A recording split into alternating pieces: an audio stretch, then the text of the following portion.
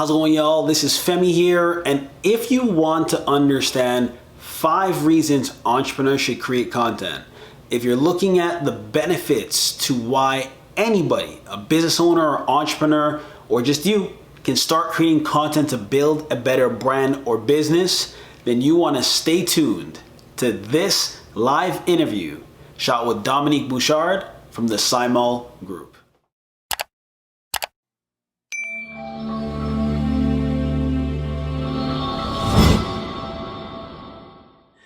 All right, we are officially live, and this is going to be a powerhouse interview. Like, no pressure, eh? No pressure, all love, all energy, all goodness. And I'm going to introduce you the way that you should be introduced. Oh, okay. Dominique Bouchard is a senior level digital strategist and producer by profession. Collaborating with some of the top international brands, she has leveraged her knowledge in content creation as an entrepreneur and businesswoman to make personal and professional brands stand out. If you are interested in knowing why content creation is important for entrepreneurs, Dominique, co-founder of the Symal Group, knows what to do to help set up success. So, ladies and gentlemen, let's welcome my friend, digital marketer, content creator, entrepreneur, and close contact, Dominique Bouchard, to the Entrepreneur Secrets podcast. Welcome, Dominique. Ooh, I like that. Thank you. You are welcome. I'm happy. Like, I thought you were gonna drag me. I'm not gonna lie. I thought you the way I deserve it. You were just gonna. So all of you that are watching and listening, you don't know, Dominique and I go way Too far back. Way back. You know, from like school days to, you know, business through NP, through her expanding her branding and marketing, and you know, her unity and life and growth, and it's a pleasure to have you on this stage. Oh, it's a pleasure to be invited. I didn't think you were ever gonna invite me, so it's it's exciting to be here. Well, I think like what kind of drew me to have you on the show is your knowledge of content creation.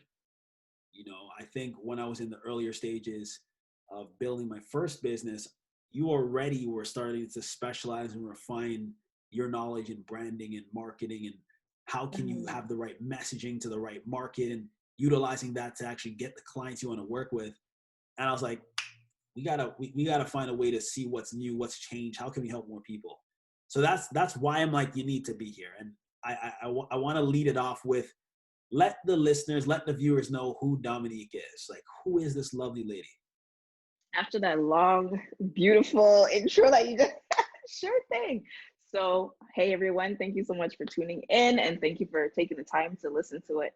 I mean, I have to say, I am a mom, I am a wife, I am a content creator by necessity, in that like I studied radio and television arts back in school.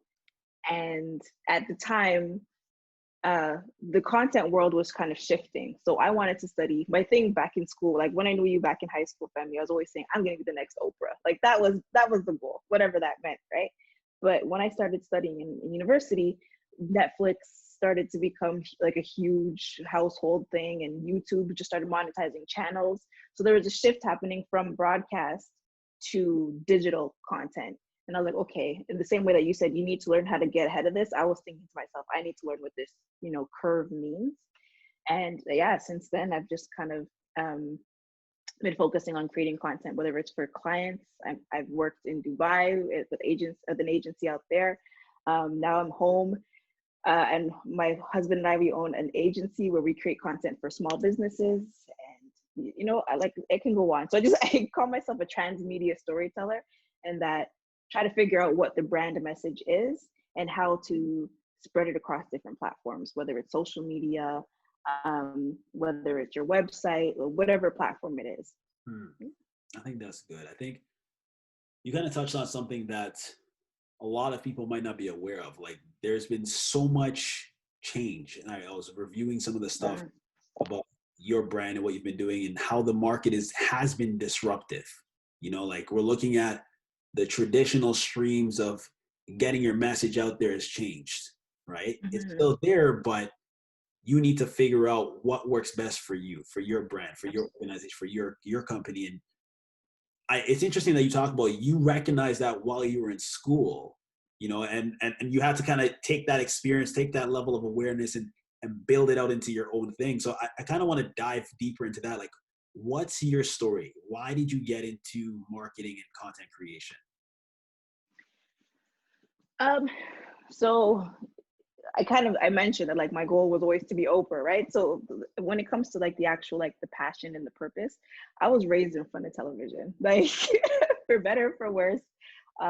During the summers, I would sit in front of the TV. Family Channel was like my babysitter at the time. So I knew that like, okay, moving forward, I'm gonna create stories. I was always writing and that sort of fun stuff. But when it came to school, for example, like this program that I studied in school is completely different now. Like Mm, they don't even have the same name anymore. It's not about broadcasting. It's more so about media. It's called RTA School of Media now. So whatever that encompasses, right? So your question is, what is my story? Like, how did I kind of create that shift? yeah. It comes down to the purpose always being, okay, what's missing?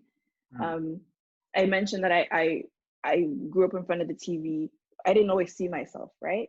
So the goal was, if I'm going to be Oprah, if I'm going to be the next media mogul, I want it to be because a little girl who's watching TV, who doesn't have all the opportunities that she wants, all the resources that she wants, gets to see herself reflected and sees that it's possible. So going into the digital world, you know, there's so much more opportunity. Now we have stuff like, you know, we have Issa Rae creating content. We have um, Hair Love, you know, we have Black Panther. We have like, I mean, we're huge now, right? Like we've been running things, but now like it's obvious that Black people, especially, can be reflected and can reflect our own stories. So that was a huge push for me to be able to share my story and have, you know, another little girl coming up see that she can also reflect hers. mm. You know what's deep about that? Like, I were to think about my first business, you know, New Persona, there weren't many people that I could have gone to that were Mm-hmm. CEOs of a health and fitness lifestyle brand. Like I don't know of any people of color that were operating in that realm, you know. And I remember being in high school, going and connecting and talking to people and trying to draw as much information to just get the foundation to build the brand I have now. So Yeah. it's interesting. I think that's actually one thing every entrepreneur listening should really pay attention to. The impact you make with whatever you're building is usually influenced from the experiences you've gone through, right? Mm-hmm. Like all of Absolutely. us that built something, we saw a void. Like we saw something that's like, this is not right. Like I have to act, I have to do something. And your gift came through content creation, right? My gift came through health and fitness and now coaching entrepreneurs, right? So it's interesting that you kind of talked about your story tying into all of the shows, all of the stuff. And I'm thinking of how right now Winnie and I are watching That's So Raven again on Disney. So like if you think of all of those things, you know, Yeah. it's powerful when you can look at your life and be like, what's missing? Mm-hmm. And how can I help someone be better? So Absolutely. I want to applaud you for doing that because that's a powerful thing. Oh, thank you. I just wanted to add to what you mentioned about like speaking to all the entrepreneurs who are watching right now. And like, you know, it comes from the demand and then providing the supply, right? In addition to that, I think it's also important, especially in the current climate where we're finally having these discussions about diversity, whether you're an entrepreneur of color, a Black person or not. It's also important as you're creating your brand to acknowledge that there is a gap there as well, Mm. and think about how you can also serve diversity, serve inclusion, serve, you know, amplifying voices of color as well. to make sure that whatever your brand or your industry is, it's adding to the culture as well. I like that. That's powerful, right? I think I want a lot of people to resonate on that. You have a lot more power than you realize. No matter the size, no matter the clients, you as an individual have a gift. And I say this all the time, when I'm coaching people, you have a gift that you need to share, right? And how you share it will impact and inspire other people. So someone who may not see you represented or themselves represented need you. Like, absolutely. So I wanna once again say thank you for sharing that point and kind of using that as a segue into the next question. How have you leveraged content creation in growing your business as an entrepreneur? So to be completely honest, I had no idea what I was doing in the beginning. I just knew that I loved creating and I had to create. So I didn't know exactly what who my target market was, like, especially coming out of school. I was like, I just know I want a job and I want to do what I enjoy and I want to be paid to do what I enjoy, right? So it was a lot of blogging in the beginning, a lot of YouTube videos, like just completely random. I just felt like, yeah, you know what? I feel like I'm gonna pick up a camera and talk about what I'm doing for the entire day for no reason whatsoever, right? But though I didn't know the concepts back then, what I was doing was really building up my SEO, my search engine optimization. So anytime you Googled, my name at the time was Dominique Bennett. I've since been married, so it's Dominique Bouchard now. But when you Google Dominique Bennett, the results were endless, right? And I had no idea that, what I was doing had such an impact. And thank God I changed my name when I got married, because the results today, like just pure nonsense. But it was helpful because people who were looking to hire, social media interns and bloggers, and like as the industry again was just starting up, they would see my content that I was just randomly putting out there. But because I was so heavy on like keyword research and like always mentioning like, this is what I do and this is who I am and this is why you should hire me, it got me in front of the right people without really knowing how to target. But I was able to, start my career that way without having any idea that was what I was actually trying to do. And from there, like, worked my way up, was working in TV when I first graduated. But like I said before, it was very much online. So I was always doing like the Twitter behind the scenes for the show, talking with the audiences live while the show was running, or running the behind the scenes blog, running the YouTube channel. And then that worked its way up into, running a marketing agency out in Dubai, and today helping small business owners here in North America, I should say. So yeah, it's been a weird ride, and it's constantly changing is the weird part of it all. Especially like having a kid a few months ago, even trying to take a maternity leave, I was scared because it's constantly changing. Like TikTok is huge during the quarantine, and suddenly Reel is huge now. Like Instagram is back on top. So like it's constantly changing, and it's constantly having to understand who you are targeting and where you should be and what's important to look at and what's just noise of it all, right? It's funny, there's a bunch of points and nuggets you just dropped. So you talked about noise. That was the last thing you said. And I actually wanted to share this because I was on a group coaching call, and I was basically highlighting that you have to be aware of the noise and chaos when you're looking at creating something. What is important to you?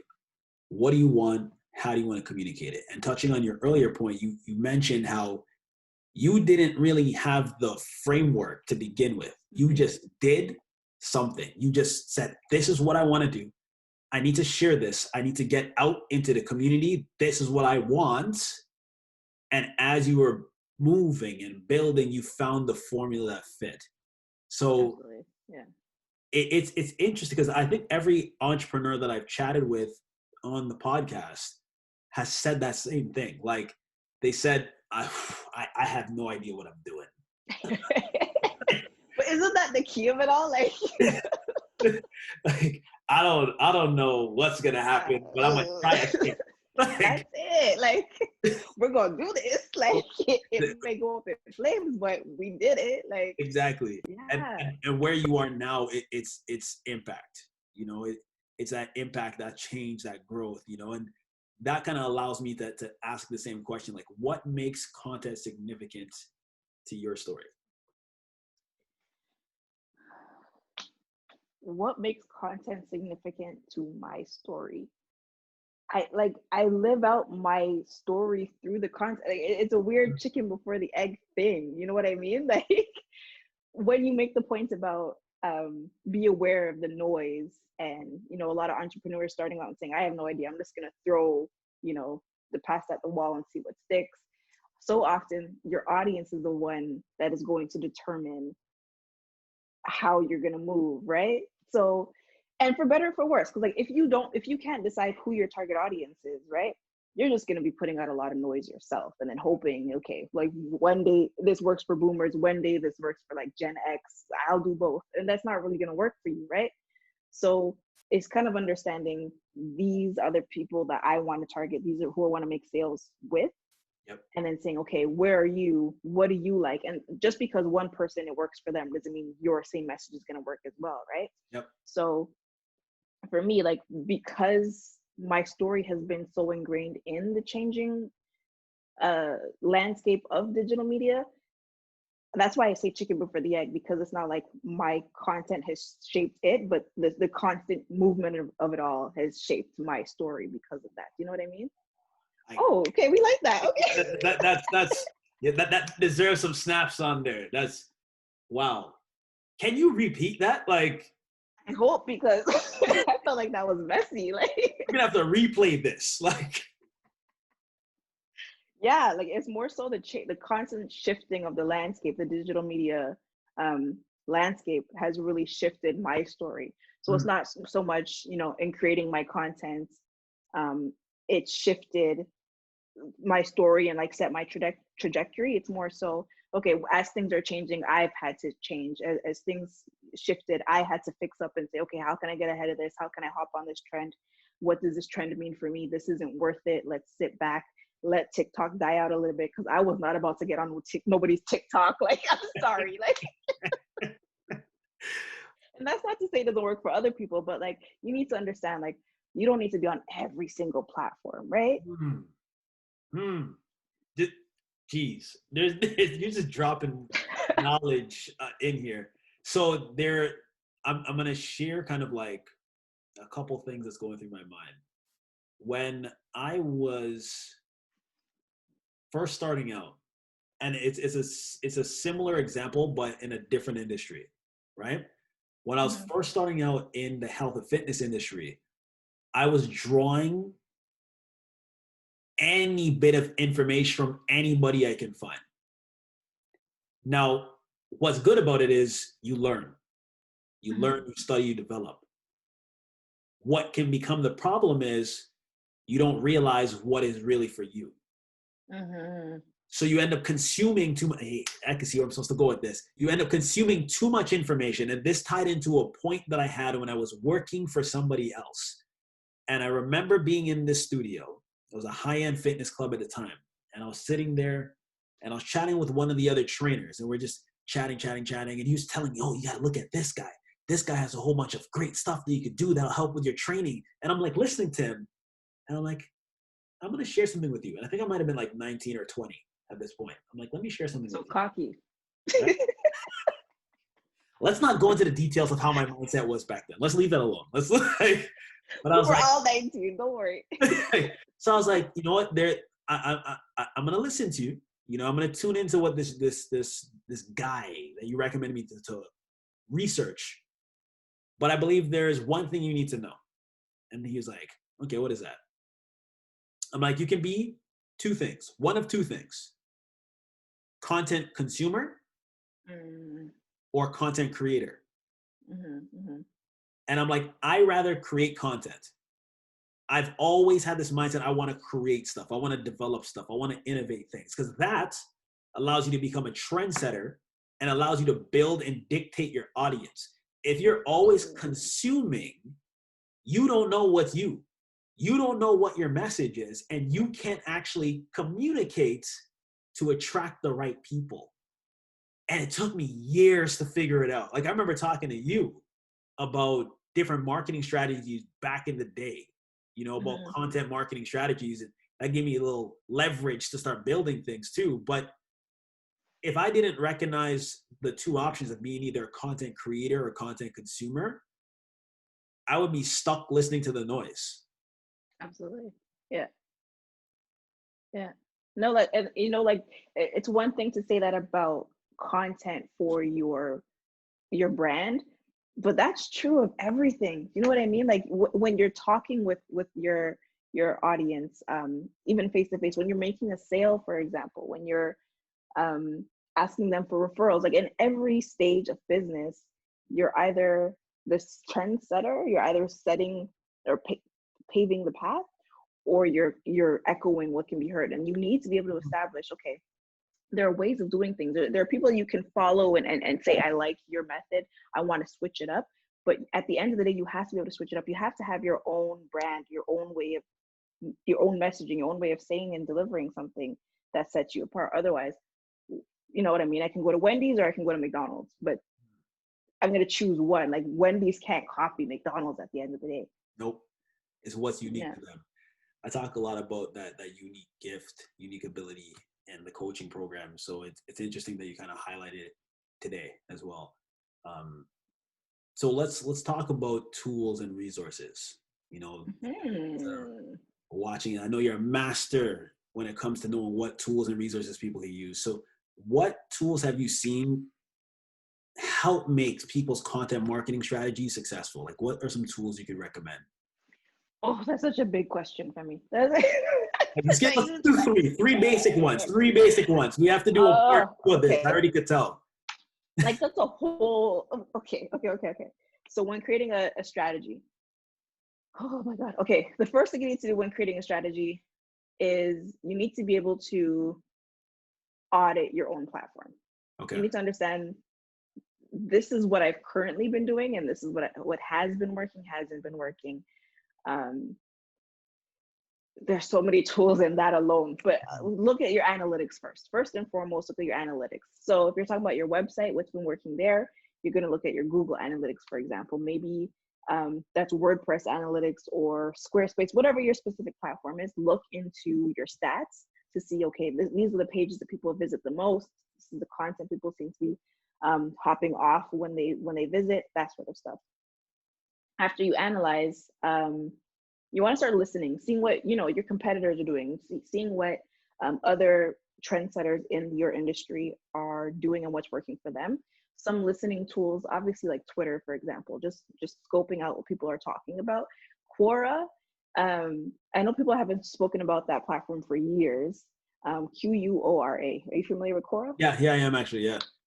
Okay, so Quora, Reddit, these sorts of like thread, why I can't think of the word, but anyways, those sorts of platforms where people just pose a question and you can see regular humans just answering, right? So if you see people are questioning, I work in wellness and fitness, for example, what are people in Durham region asking about this industry? How can I create content around that so that when more people are searching this sort of content, that they're going to find me?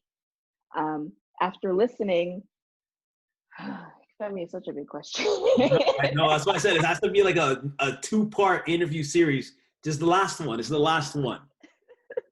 Tools. We're gonna skip a bunch of steps and say, when you do have your strategy, when you're ready to go, you don't want to sit on your computer all day scheduling your content. You know what I mean? Like, you have sales to make, you have clients or customers to serve. You want to be able to schedule and batch your content. So you can use Hootsuite, which is kind of like everyone knows of. Well, I should say most people know of Hootsuite. It's a huge platform in of itself. You can schedule all your social media. Canva is a platform where you can create graphics, presentations, social media content, that sort of stuff. But they've also recently introduced a scheduling tool. So after you make, your Facebook post, you can then schedule and say, Tuesday, I'm going to put this out, and Thursday, I'm going to put this out. So the last thing you want to do is dedicate all your time to content. The purpose of content is for it to work for you, right? So if you say Saturdays, I sit down for a few hours and decide I'm putting out this much content every four times this week, I'm going to put out new content. make that content and then schedule it, the rest of your week is dedicated to actually doing what you do. Yeah. There's Huge question. Don't ever do that to me again. Like, yeah, I have to throw one at you. I know you're like you prepared. I'm like, no, I'm just gonna catch you off guard, make you think, because I know you can. I know you got it. I know you got it. But it's interesting because I use batching in health and fitness, right? And I use batching when it comes to producing video content as well. Like, it's not fun to sit there and try and shoot a video and then edit like too much work. Too much work. It's better to be like, I have 4 hours dedicated towards creating this stuff, and I got like 4 weeks worth of information that I'm going to send out to everybody. So if you're sitting there scrambling, trying to create content, that's not the best use of your time. You got to hustle. Yeah. You got to manifest your vision. You got to produce sales. You got to convert clients. You got to, well, here's the big one, monetize the mission. If you're like sitting there, if you're sitting there for hours working on what's the right sentence structure to put this Twitter, no. You got better, bigger things to do. These are all tools to manifest it. So let's do it off the cuff. Okay? I prepped you for this. Top 5 reasons entrepreneurs should create content. So you thought you were gonna throw me off again. No, I got a list in front of me. Okay. Prepped you. 1. SEO. Ooh. So I spoke about this earlier, search engine optimization. So when you want to get indexed for relevant content. So, and back in the day, that used to mean like stuffing keywords. So if I'm a personal trainer in Pickering, for example, the name of my website, the headline is personal trainer in Pickering. My blog posts, personal trainer in Pickering. Are you looking for a personal trainer in Pickering? I'm a personal trainer in Pickering. It was just stuffing keywords. If you do that today, Google is going to laugh at you and immediately push you down, and you'll be found on the 10th page of Google, and you'll never have clients because Google is going to laugh at you. So instead, the new way of doing it is content. So it's having content topics. So this cluster of content, for example, I'll make a series about different types of push-ups or different types of sit-ups. Obviously I don't work out, this is very clear right now, but different types of sit-ups, and have an entire series about that. I have to pause that for a second. I legit used to train you. This is why this is actually funny. Like, actually hearing that line and knowing that I used to train. But that was years. Okay, let's keep going. I had to. Top push-ups. Okay, go. Yes. Okay, top sit-ups. Okay, sit-up variations. So there's an entire series. If I have 6 blog posts and create a series out of it about variations of sit-ups, and then I have a landing page for my website about, these are the gyms I've worked with in Pickering, for example. It's showing Google that my all-around website is around these topics. It's not just stuffing the keywords and saying, yeah, you're clearly not of quality. You're begging for likes. Like, don't be begging on the internet. Google's going to recognize that. Be genuine. So SEO is a way to do that. That's number 1. Number 2, increased organic reach. So there's different types of traffic. There's organic traffic, which is when somebody's searching a topic, like I mentioned before, and organically finds you. Then there's paid traffic, which is just ads, right? And then there's referral traffic. So that's, for example, if you mention me on Facebook and say Dominique Bouchard is going to be on, and then somebody clicks on the link and finds me, that's a referral from you. Yeah. There's plenty others, but we'll focus on those 3, right? So if you have a bunch of paid traffic coming to your website, that's great. But if it's also dropping, people are coming to your website and then saying, okay, cool, yeah, I remember that in the future, and then leaving, you have a very expensive business now. Like, just to get hits on your website or hits on your landing page or whatever that goal is, it's costing you a lot of dollars. So the best type of traffic for you is organic, because you know what people are searching for, right? And that brings me to the next one. By creating content, you already know what people are interested in. You're targeting based on what they're already interested in. So when you're looking for Pickering personal trainer, for example, if I'm scrolling through Facebook, I'm eating a Big Mac, and then boom, I see an ad for a personal trainer, I'm gonna be pissed. Like, don't interrupt my Big Mac. Don't talk to me about no sit-ups while I'm eating, right? And I'm never gonna come to you again. But if I'm searching for you now, I'm active, I'm actually wanting to find this information, then I'm gonna be like, yes, we can talk now. Now we're not enemies. Uh, Number 4, you're gonna generate leads based on bypassing people's sales defenses. So I'm hoping I'm not gonna offend anybody, but people have a fear of sales, of used car salesmen. Okay. Yep. When you walk into a lot, you know, like, oh yeah, this is the greatest. You look good in this. Great price for you, for example. People don't trust sales. They don't trust the process of selling, right? So if you create content, you're sharing information, you're teaching people. Your goal isn't, in the back of your mind, yes, of course, it's to generate leads, it's to make a sale, but your immediate goal is to teach somebody, to provide quality, to provide actual information. Yeah. So my defenses aren't going to be up. I'm not going to assume, oh, I'm on a landing page, oh, you sell, buy, click now, buy, I'm going to leave, right? Versus learn more, download this ebook, watch this video, here's a tutorial. I'm actually getting information, and therefore my defenses are down because I'm building trust in you. Which brings me to the final point, being you establish yourself as a thought leader.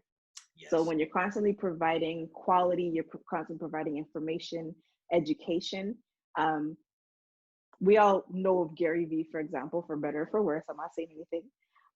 But Gary Vee, you know, he's known as this marketing guru, who's known as somebody who provides information. I won't qualify whether it's great or not, but he provides a lot of information. In Toronto, we have Pollyanna Reed, we have Carlin Person. We'll have a lot of people who are known for their industry for providing lots of information. So, but why is that important to establish yourself as an expert? Well, it opens up the opportunity for speaking engagements, for example. So CBC, when they have another series coming up about personal training and how you can stay fit at home during quarantine, boom, you're going to come up and they're going to reach out to you and say, hey, let's have a discussion. Radio interviews, when there are conferences, you can be a speaker. Just huge opportunity for, again, free press. And that all comes full circle because as you get more press, as you get more coverage, it increases your SEO. So it all kind of works in a circle. That's big. It's like every single reason layers on top of the other. You know, and I think like there really isn't anything stopping from somebody, especially in this age when it comes to technology, to start producing content really quickly. You know, like I'm thinking about the post, you know, when you and I went camping this past weekend, you're like, you went camping? You know, and what's crazy about it was it took me maybe like 5 seconds to create that post so people can be a part of what I'm doing in my life to create experiences that elevates what I'm seeing, you know, and that'll impact someone else to be like, what am I doing to elevate experiences in my life, which will translate to them reaching out to me, maybe not right now, but maybe like 2, 3, 4 months later, they're like, you know what? I remember that post that he put up about like his wife and him. Like, I want that. I want to be able to experience those types of things. How can I figure this out? So it's great that you showed that layering of stuff throughout it. Now, we're pretty much winding down, okay? A growing family, a thriving brand marketing business. What's next? Don't you want to know? What's next? Jeez. So there are a few things in the works. I'm not gonna lie. See, I'm not the type. I'm not the type to talk about what's going on behind the scenes. I'm the type to drop.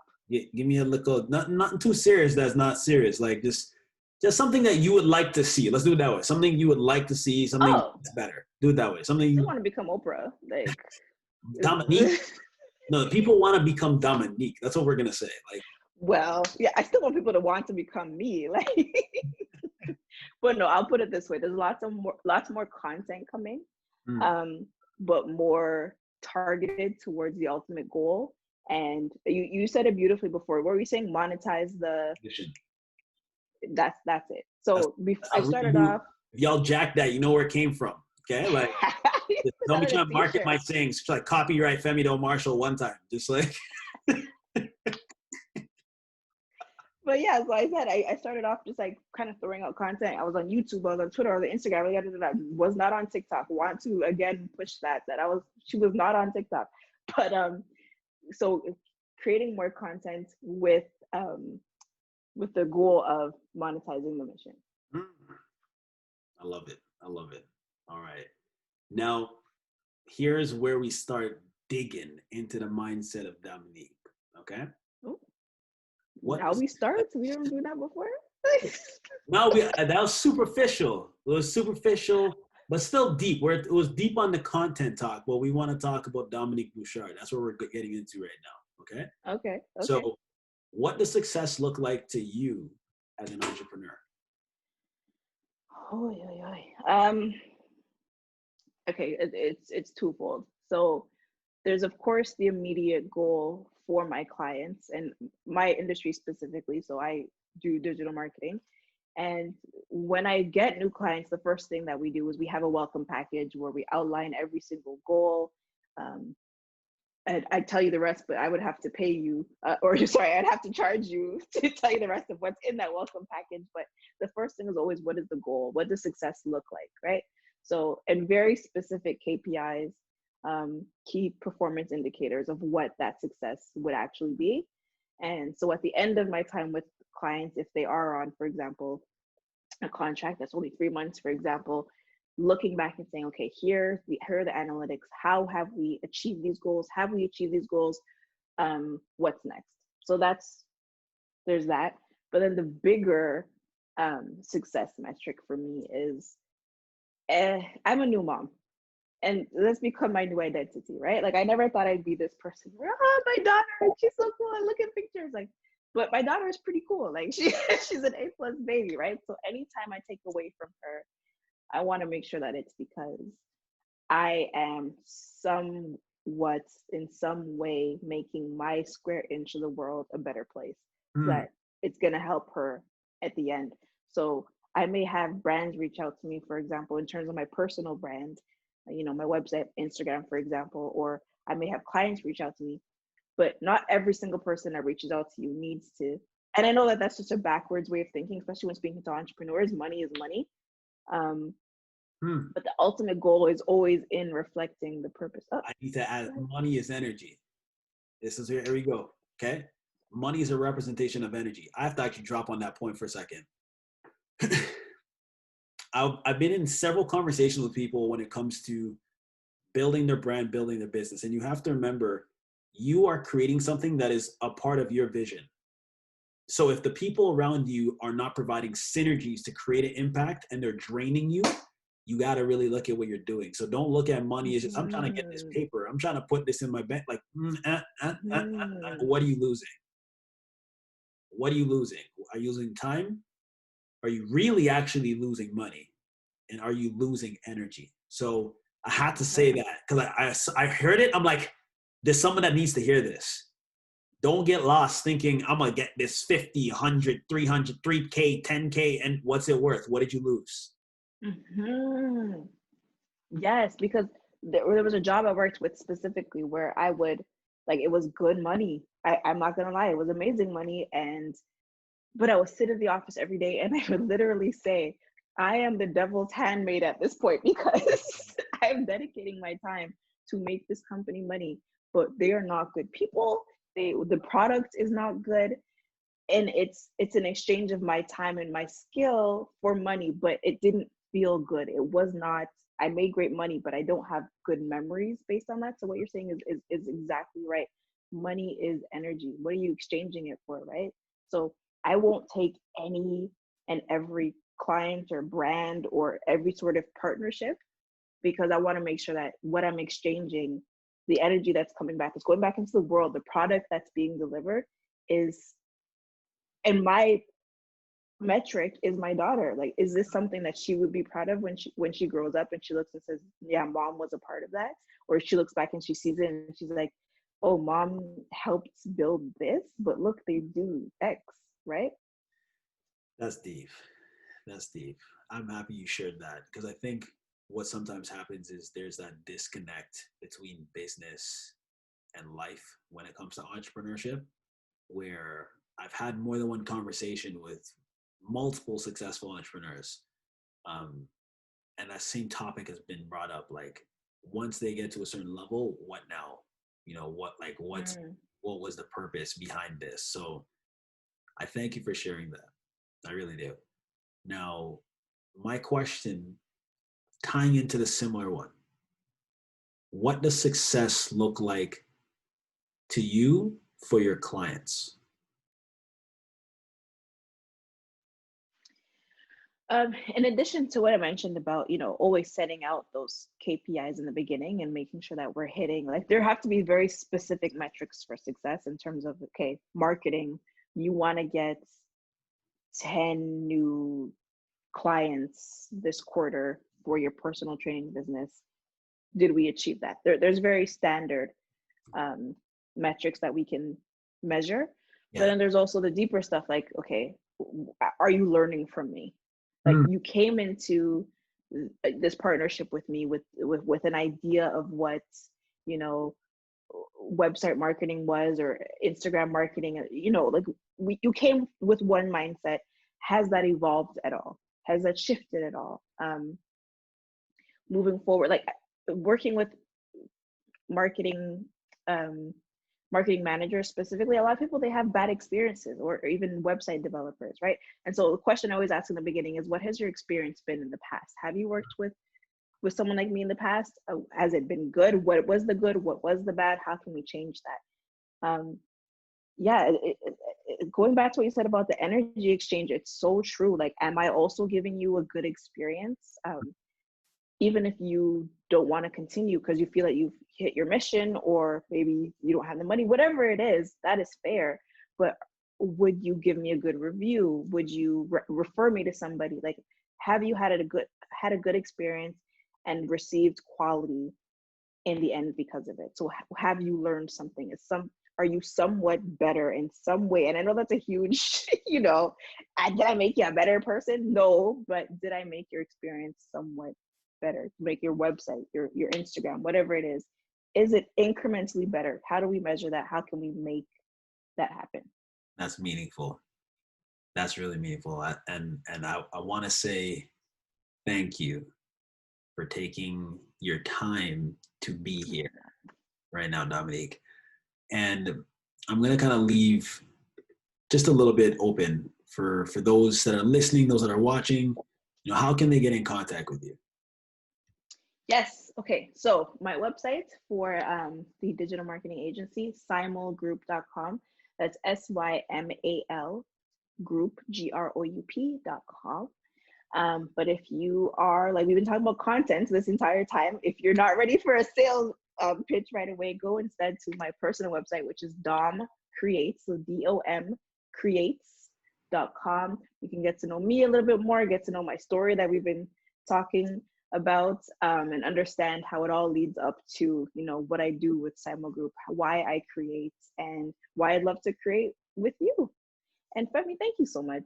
This has been fun. Awesome. Anything else you want to share with the ES listeners? Yeah, like you mentioned, and I wanted to touch, but I didn't want to interrupt you. You mentioned how quick it is to create content these days. Don't complicate it. I know that we see, like, people making reels and YouTube videos and millions of views, and, like, the goal is to be viral and all this. Like, that's not the goal. Just create from the heart. Know what your vision is. This is my target audience. This is the goal. Put out your message. And sometimes it can be as simple as, I write a note on my phone, take a screen cap, and post that on Instagram. And that is content, guys. Like, don't overcomplicate it. Allow your audience to tell you what they do and do not like at some points, and then make the shift from there. Powerful.